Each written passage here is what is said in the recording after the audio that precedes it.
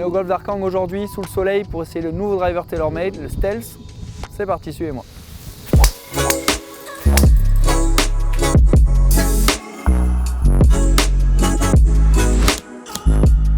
Présentation des deux nouveaux drivers Stealth. Alors on a eu des teasers de chez Taylor pendant quelques mois. Il est là, le voilà. Il est vraiment encore plus beau qu'en photo.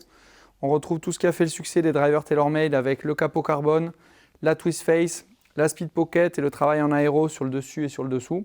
Par contre, la grosse nouveauté, c'est cette face rouge.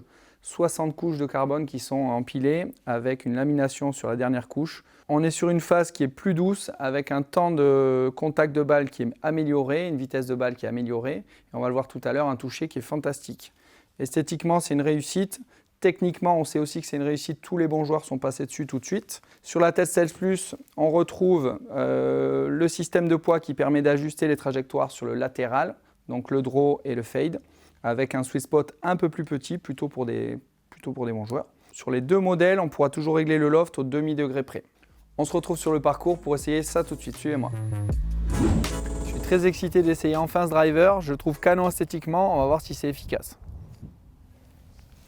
Alors, en prise en main devant la balle, le club se pose tout seul, vraiment naturellement. La tête est bien square. On sent bien le poids de la tête, ce que personnellement j'aime bien sur un driver. Le repère d'alignement est bien placé également. Et on voit la face rouge, mais ça ne gêne pas. On va voir ce que ça donne en termes de contact.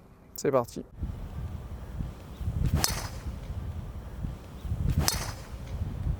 Alors, contact bluffant, même le bruit est complètement différent. J'ai adoré.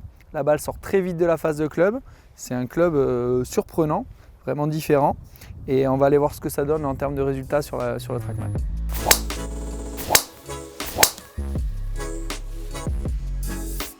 Après quelques balles avec le Stealth qui est très sympa, on va taper le Stealth Plus pour comparer les performances.